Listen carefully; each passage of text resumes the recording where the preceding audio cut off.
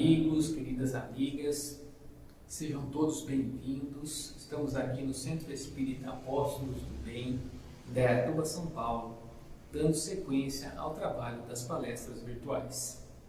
Convidamos a todos neste momento para levarmos o nosso pensamento até Deus nosso Pai, em agradecimento por tudo de bom que Ele nos concede a cada dia, pelo dom da vida e também por mais esta oportunidade que estamos tendo de aprendermos um pouquinho mais a respeito das suas leis através do Evangelho de Jesus e também dessa doutrina abençoada que é a doutrina espírita. Queremos também agradecer a toda a espiritualidade amiga que aqui se faz presente, a nos envolver nessas vibrações benéficas, a nos inspirar, e que a paz e o amor de nosso querido Mestre Jesus possa estar presente entre nós e em nossos corações, agora e sempre. Hoje vamos falar um pouquinho a respeito do tema O Programa do Senhor, o programa de nosso Mestre Jesus. Nós vamos ver que quando os discípulos levaram até Jesus a notícia da morte de João Batista, Jesus então se retirou dali em uma barca para um lugar solitário. Mas as pessoas, tendo ouvido esse acontecimento, começaram a sair das cidades a pé e a seguirem então Jesus. E quando Jesus então salta em terra, ele vai se compadecer daquela multidão e vai então realizar muitas curas a muitos enfermos.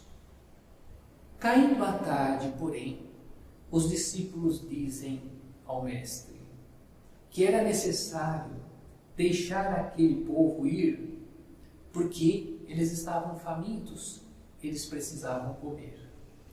E então Jesus diz: não tem necessidade deles irem embora, dai-lhes vós outros de comer a eles.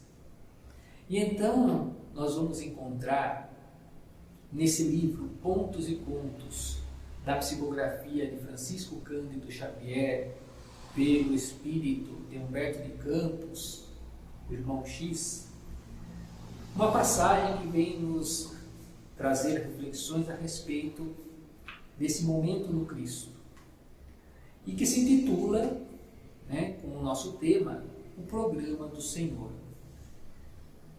E então nos diz assim, que à frente da turba faminta, Jesus, ele multiplicou então os pães e os peixes, atendendo à necessidade dos circunstantes. O fenômeno maravilhara. O povo, ele jazia entre o êxtase e o júbilo intraduzível. Fora aquinhoado por um sinal do céu, maior do que Moisés e Josué. Um frêmito de admiração e assombro dominava aquela massa compacta. Relacionavam-se ali pessoas procedentes das regiões mais diversas. Além dos peregrinos, em grande número, que se adensavam habitualmente em torno do Mestre, buscando consolação e cura, mercadores da Idumeia, negociantes da Síria, soldados romanos e cameleiros do deserto, ali se congregavam em multidão, na qual se destacavam as exclamações das mulheres e o choro das criancinhas. O povo, convenientemente sentado na relva, recebia então com interjeições gratulatórias o saboroso pão que resultara do milagre sublime. A água pura, em grandes bilhas, era servida após o substancioso repasto pelas mãos robustas e felizes dos apóstolos. E Jesus, então, após renovar as promessas do reino de Deus, de semblante melancólico e sereno, contemplava agora os seguidores na eminência do monte. Semelhava-se realmente a um príncipe materializado de súbito na terra pela suavidade que lhe transparecia na fronte excelsa, tocado pelo vento que soprava de leve. Expressões então de júbilo eram ouvidas aqui e ali. Não fornecera ele provas de inexcedível poder? Não era o maior de todos os profetas? Não seria o libertador da raça escolhida? Recolhiam então os discípulos a sobra abundante do inesperado banquete, quando Malebel, espadaldo assessor da justiça de Jerusalém, acercou-se do mestre e clamou para a multidão haver encontrado o grande restaurador de Israel. E esclareceu que conviria receber-lhe as determinações desde aquela hora inesquecível, e os ouvintes reergueram-se à pressa, engrossando então as fileiras ao redor do Messias Nazareno. Jesus, porém, em silêncio, esperou que alguém lhe endereçasse a palavra. E efetivamente, Malebel não se fez de rogado. E pergunta: Senhor, és em verdade o arauto do novo reino? Sim, respondeu o Cristo sem titubear. E em que alicerces será estabelecida a nova ordem? Prosseguiu o oficial do sinédrio, dilatando o diálogo com o mestre. E Jesus responde: em obrigações de trabalho para todos. O interlocutor então esfregou o sobrancelho com a mão direita e, evidentemente inquieto, continuou: instituir-se-á, porém, uma organização hierárquica? Como não? Acentuou o mestre sorrindo. E qual será então a função daqueles que são melhores? E Jesus responde: a função dos melhores é melhorar os piores. E a ocupação dos mais inteligentes? Os mais inteligentes. Eles irão instruir os ignorantes. Mas, Senhor, e os bons? Que farão os homens bons dentro desse novo sistema? Ajudarão os maus, a fim de que estes façam-se igualmente bons. E o que será, ou qual será o encargo daqueles que são ricos? Os ricos vão amparar os mais pobres, para que também se enriqueçam de recursos e de conhecimentos. Mestre, tornou Malebel desapontado, mas quem vai ditar semelhantes normas? E Jesus responde: o amor pelo sacrifício, que florescerá em obras de paz no caminho de todos. E Malebel pergunta: e quem fiscalizará o funcionamento desse novo regime? E Jesus responde: a compreensão da responsabilidade em cada um de nós. Senhor, mas como tudo isso é estranho, considerou o noviço alarmado. Desejarás dizer que o reino diferente prescindirá, não vai precisar de palácios, de exércitos, nem de prisões, nem de impostos e nem de castigos? Sim, aclarou Jesus abertamente, dispensará tudo isso e reclamará o espírito de renúncia, de serviço, de humildade, de paciência, de fraternidade, de sinceridade e, sobretudo, do amor que somos credores uns para com os outros, e a nossa vitória permanecerá muito mais na lição incessante do bem, como o desprendimento da posse, na esfera de cada um, que nos próprios fundamentos da justiça até agora conhecidos no mundo. Nesse instante, então, justamente quando os doentes e os aleijados, os pobres e os aflitos desciam da colina, tomados de intenso júbilo, nós vamos ver Malebel, o destacado funcionário de Jerusalém, do Sinédrio, exibindo agora uma terrível máscara de sarcasmo na fisionomia dantes respeitosa. Voltou as costas para o Senhor e, acompanhado por algumas centenas de pessoas bem situadas na vida, deu-se pressa em retirar-se, proferindo frases de insulto e de zombaria. O milagre dos pães fora rapidamente esquecido, dando a entender que a memória funciona dificilmente nos estômagos cheios. E se Jesus não quis perder o contato com a multidão, naquela hora célebre, ele foi obrigado a descer do monte também, juntamente com eles. E então, queridos companheiros, nós vamos ver que essa passagem da multiplicação dos pães, nós devemos observar, muito mais do que o fato material, nós devemos observar muito mais o aspecto espiritual. Porque Jesus, ele vai, vejamos, ordenar os seus discípulos que satisfaçam o ardente desejo do povo em se instruir nas coisas divinas.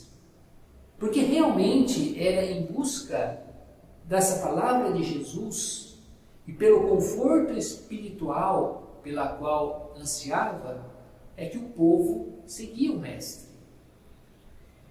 E então os discípulos, que eram possuidores de um maior conhecimento espiritual, eles estavam já na condição de saciarem a fome de saber espiritual da multidão.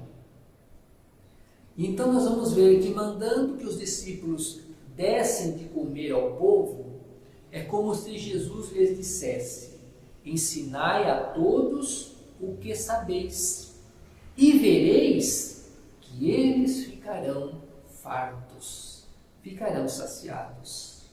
Porque assim Jesus também saciava a fome espiritual daqueles que o procuravam com os seus ensinamentos, mas também com o magnetismo que ele envolvia a todos. Mas o importante dessa narrativa de Humberto de Campos é o diálogo principalmente de Jesus com Malebel. E nós vamos ver então quantas oportunidades Deus nos concede todos os dias em nossas vidas. São portas que se abrem, são roteiros que se estabelecem, são caminhos que se descerram, são convites que nos são feitos. E nós, muitas vezes, como Malebel, viramos as costas para a luz. Jesus, ele vai nos mostrar o caminho para a aquisição dos valores espirituais.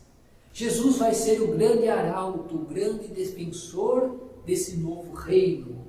E nos fala que o trabalho será o seu alicerce, que os melhores ajudarão aos piores, que os mais inteligentes devem instruir os ignorantes, que os bons devem ajudar os maus, e que os ricos ampararão aos pobres. E o que ditará essas normas, ele nos fala, é o amor, que vai ser apoiado na compreensão da responsabilidade de cada um de nós. E então nós vamos ver que Malebel, ele estava ainda preso aos interesses materiais, sem a compreensão daquilo que Jesus ensinava e exemplificava, que são os verdadeiros valores espirituais. Nosso querido Chico Xavier, ele dizia que às vezes a pessoa quer mostrar muito o que possui. Possui isso, possui aquilo, mais aquilo, sem se preocupar, porém, com a aquisição desses valores espirituais. E então o Chico diz, depois, quando desencarna, fica aí, agarrado com as coisas materiais. E Chico tinha muito esse contato com o mundo espiritual, né? Com os espíritos. E nós vamos ver o Chico ainda dizer que a cada 10 pessoas, ele falava, que partem para a vida no além, em média, 7 delas permanecem presas aos interesses materiais que tinham quando ligadas ao corpo físico. E isso vai ser comprovado nas reuniões mediúnicas, onde os médiuns costumam identificar a presença de muitos espíritos ainda presos a esses valores materiais que cultivaram, quase que com exclusividade, enquanto permaneceram na experiência terrena. E então, vejamos que o ensinamento deixado por nosso querido Chico, vamos ver que ele vai ser o fruto dessa elevada percepção da realidade espiritual que Chico tinha. Ele vivia muito mais, no mundo espiritual, ele tinha essa convivência com o mundo espiritual de forma muito clara. E então nós vamos ver que ele tinha essa percepção aguçada em decorrência da sua mediunidade extraordinária e que permite concluirmos que a grande maioria de nós, na verdade, parte deste mundo mendigo de valores espirituais. Porque cultivamos, na verdade, na breve jornada terrena, bens que nada nos servirão quando do regresso à nossa pátria espiritual. Porque a riqueza material não significa riqueza espiritual. José Carlos de Lucas, ele nos dá uma imagem bastante interessante. Ele diz assim, um exemplo. Imaginemos, diz ele, que um viajor sabe da necessidade de um dia regressar ao seu país de origem. Todos nós somos viajores. Estamos aqui na Terra de passagem. Sabemos que mais cedo ou mais tarde a morte do corpo físico chega e nós retornaremos à pátria espiritual. E então eles falam, esse viajor, ele sabe que um dia ele vai ter que retornar à sua pátria de origem. E nessa sua pátria faz muito frio, mas ele está em viagem em um país, em um outro país, que é um país tropical, um país quente. Enquanto ele estagia nesse país estrangeiro, pouco ou nenhuma importância ele dá para adquirir então as roupas de inverno. Chega um dia, porém, em que ele deve fazer essa viagem de volta. E quando ele desembarca então no clima gélido do seu país, ele vai abrir as suas malas e vai se surpreender ao constatar que não tem nenhum agasalho. Sua bagagem está cheia de roupas, para climas mais quentes, para a praia, chinelos, mas não tem nenhum agasalho. E então ele diz, assim também se passa conosco. Somos espíritos em breve viagem de aprendizado pelo planeta Terra. Um dia voltaremos à verdadeira pátria, que é o mundo espiritual.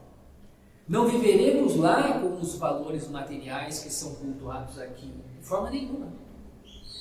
Dinheiro, prestígio, fama, poder, beleza física não são moedas utilizadas no mundo espiritual, de forma nenhuma. Alguém que viveu em situação muitas vezes de penúria material por aqui, pode acordar lá do outro lado da vida como um milionário espiritual e vice-versa.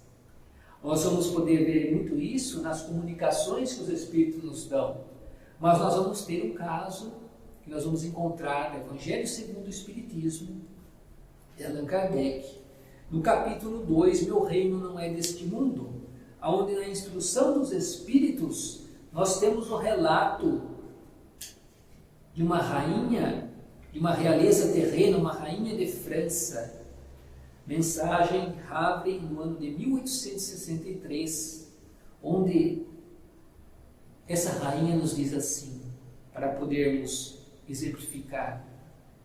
Ela diz: quem poderia melhor do que eu compreender a verdade dessas palavras de Nosso Senhor? Meu reino não é deste mundo. O orgulho me perdeu sobre a terra.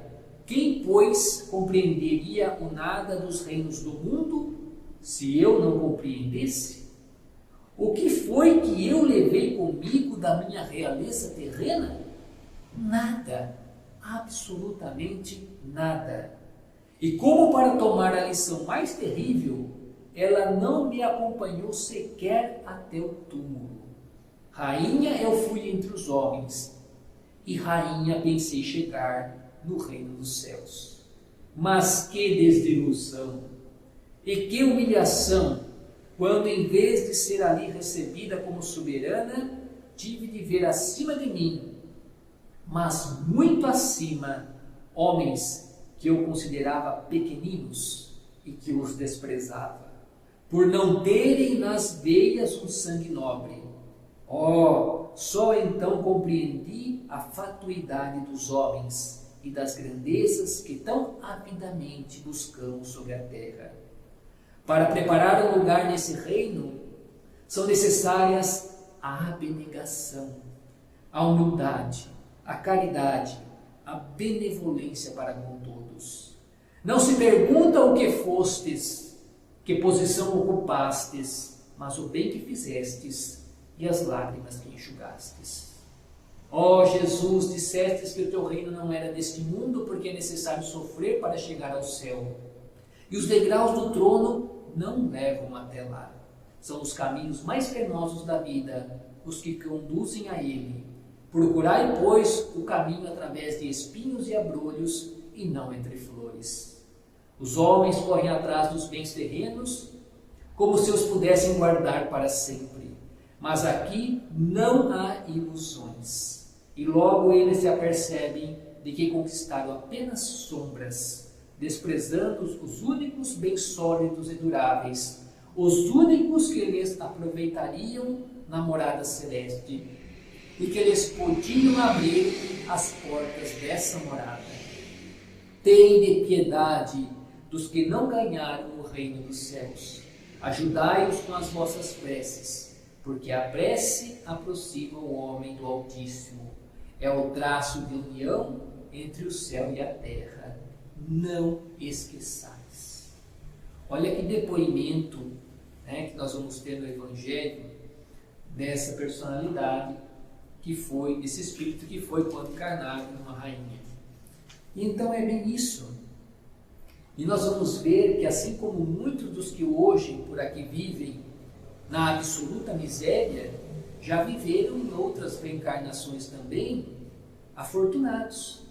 Só que na posição muitas vezes de poderosos, se perderam em falcatruas, em corrupções, em crimes. E então nós vamos ver que a lei de Deus ela é justa, ela é perfeita, ela é eterna, ela é imutável. e que a cada um de nós será dado segundo as nossas obras. Por isso, reflitamos com o nosso querido Chico Xavier, vamos dar uma espiada nos bens que temos em nossa mala, porque somos viajores.